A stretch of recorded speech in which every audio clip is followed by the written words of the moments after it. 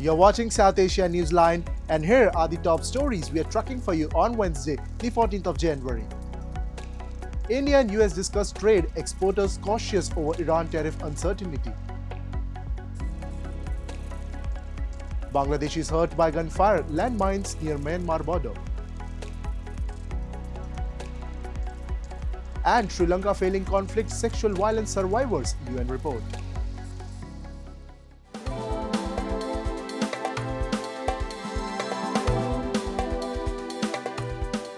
And now for all the details.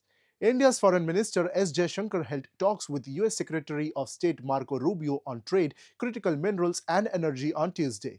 India and the United States have set a target of more than doubling bilateral trade to $500 billion by 2030, while New Delhi has pledged to buy more US energy and defense equipment to help narrow the trade gap, even as trade talks last year failed to result in a deal. Rubio welcomed India's move to end decades of state control over nuclear power and expressed interest in expanding US-India civil nuclear cooperation.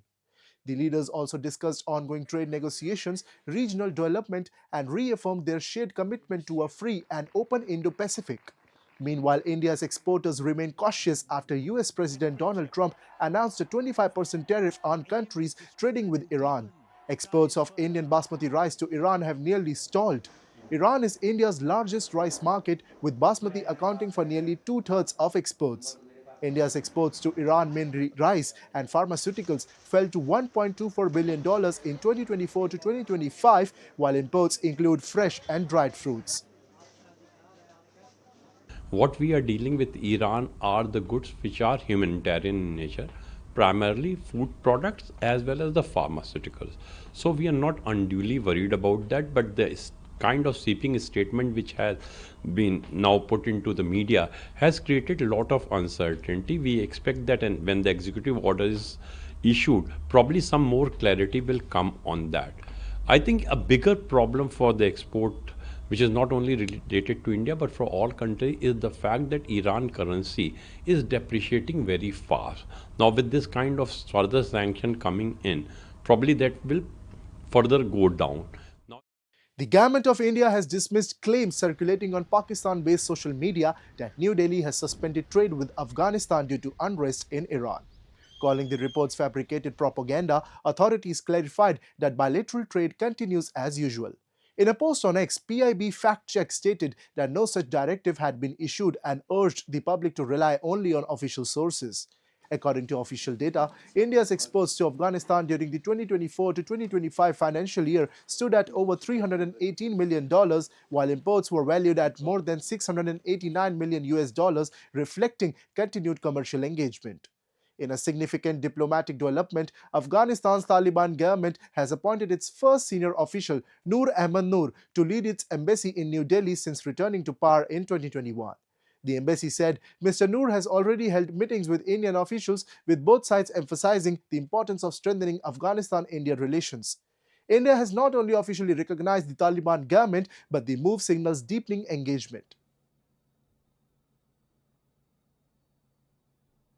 Moving on, life in POJK is grinding to a halt as prolonged power outages disrupt homes and businesses. With no fixed electricity schedule, public anger is rising and protests are intensifying. We have a report.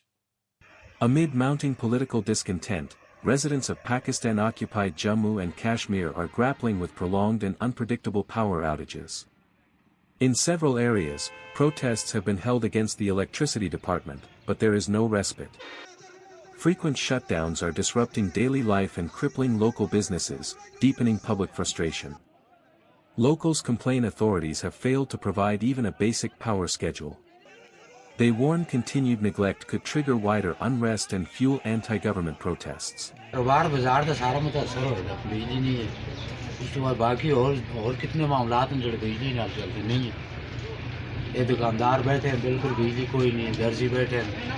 के कारण बिजली नहीं आ रही mobile वाले बैठे कितने net से लोगों काम कर लो बिजली नहीं क्योंकि बिजली की जो टाइमिंग है वो बिल्कुल कोई बराबर टाइमिंग नहीं रखी हुई। सुबह जिस वक्त लोग आते हैं नाश्ते के टाइम में बिजली बंद की होती है, शाम को जब ये जा रहे होते हैं तब भी बिजली बंद होती है, दिन के टाइम जब कारोबार का टाइम होता है बहुत ज़्यादा वक्त में बिजली लेके जाते हैं जिसकी वजह से बहुत ज़्यादा कारोबार मुतासर होते हैं। अभी एक बंदे ने काम ही जो है बिजली के ज़रिए करने है, चार्जिंग करनी है, मोबाइल करनी है या इजी पैसे का काम करना है, तो वो किस तरह दिन को काम करेगा? The failures in infrastructure and governance have fueled widespread frustration among residents, with growing demands for systemic reforms to end the cycles of poverty and neglect in PJK. And after the cross-border fighting between Myanmar's Arakan army and Rohingya armed groups left at least 2 Bangladeshi civilians injured, residents of frontier town of Teknaf in Bangladesh staged a protest on Tuesday. In two separate incidents, a 9-year-old girl Hujaifa Afnan and a 28-year-old man Muhammad Hanif got critically injured and are now fighting for their lives, officials and witnesses have informed. The clashes reportedly erupted near the Bangladesh-Myanmar border earlier this week, sending bullets and mortar shells into Bangladeshi territory, increasing tensions in several nearby villages. The Arakan Army is an ethnic militia based in Myanmar's Rakhine state and has seized control of much of the state in recent months. Rohingya armed groups have since stepped up resistance against the Arakan army, triggering frequent clashes near the border. Bangladeshi authorities have stepped up patrols and warned residents to stay indoors. Meanwhile, the border guard Bangladesh has also arrested nearly 50 alleged Rohingya gunmen. তুলে যখন mug লইয়া দেয় গেলই আর উসুলের যখন মারামারি দিয়ে তোলে নবিসুন গরুলো মারামারি দিয়ে তোলে আর তো কোদিন গারম মাঝে ন তো বাঁধা বি যাবি গরুয়া তোলে আর পয়েন্টে সাইতে গিয়ে মানে আর নয় হইয়ে আর সাই তাই হো গিয়ে তাই হয়ে যাইতে তার হওয়া তখন মেরি তোলো বলে আছে তখন হইনে পারে বুম বুম আছে তো হইনে পারে তার হওয়া যাইতে ঠেং ফেজন্য তার ফুরি আর হওয়ার ফান যদি আর হওয়া বাজি বেশি গরিব অতিরিক্ত গরিব হোক আর হওয়া আনিলে খাই পারি আর আনি পারি আর আনিলা গরিব বাজি আমরা আপাততে ঝুঁকির মধ্যে আছি মনে করেন আমার একটা মেয়ে বর্তমানে এই যে বুলেট আমার মেয়ে যে গুলিটা খাইছে খাইয়া সিটাং মেডিকেলে আছে ওইখান থেকে নাকি ঢাকায় নিয়ে যাইতেছে এটা আমি খুশি কিন্তু আমরা আপাততে বেশি ঝুঁকিতে আছি এখানে মায়ানমারের আরাকান আর্মি কোন সময় এখানে আবার গুলি করে আমরা মনে করেন ওইখানে আবার নাকি আমাদের বেরিবানের ওই পাশে আবার মাইন বসাইছে হেস্তল mine And according to a new report by the UN Human Rights Office on Tuesday, conflict-related sexual violence in Sri Lanka remains largely unaddressed. The report said more than 15 years after the end of the conflict between government forces and the Liberation Tigers of Tamil Eelam, which lasted from 1983 to 2009, survivors are still denied justice, recognition and reparations. The report titled "We Lost Everything, Even Hope for Justice" draws on more than a decade of UN monitoring and consultations with survivors, civil society and experts. Among its findings, the report notes that survivors, women and men alike, face intimidation, surveillance and stigma, leading to widespread underreporting and a near absence of effective remedies. It calls on the Sri Lankan government to take immediate and concrete steps to publicly acknowledge past sexual violence committed by state forces and others and to issue a formal apology. Sexual violence in conflict constitutes a serious violation of international law, which may amount to war crimes or crime against humanity, UNHCR spokesperson Jeremy Lawrence said in Geneva. Beyond the shocking cruelty of the abuses, including rape, sexual mutilation, forced nudity, and public degradation described by survivors, many felt that such attacks were intended to cause lasting trauma and break down communities.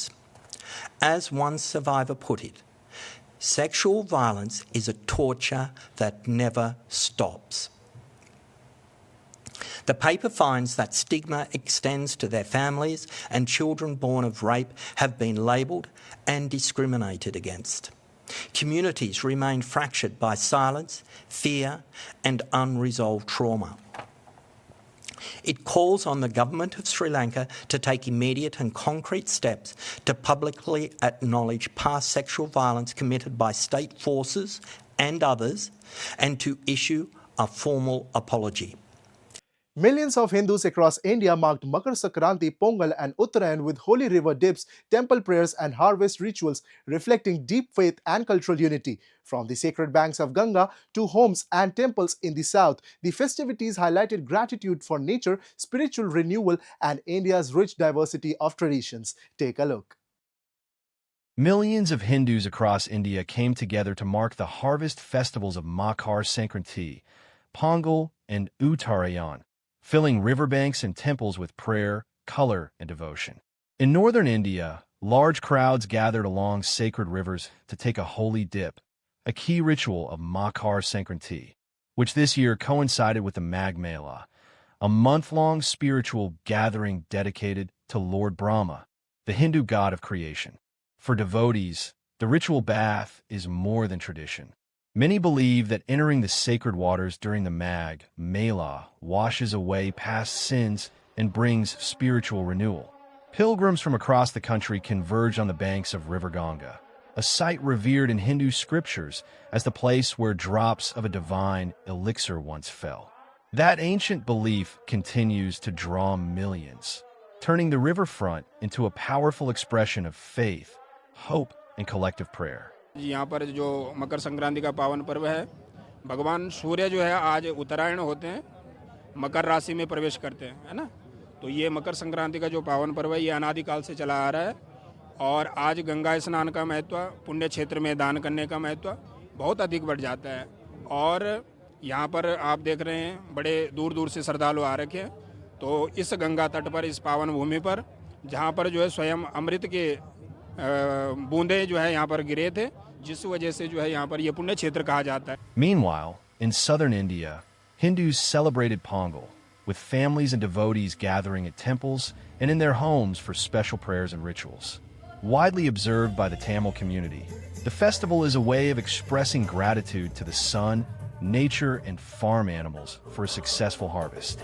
These festivities reflect the deep link between agriculture, astronomy, and faith, and highlight the many ways harvest festivals are observed across India's diverse regions. The most common form of celebrating Makar Sankranti, or Uttarayan as it is called in Gujarat, is kite flying.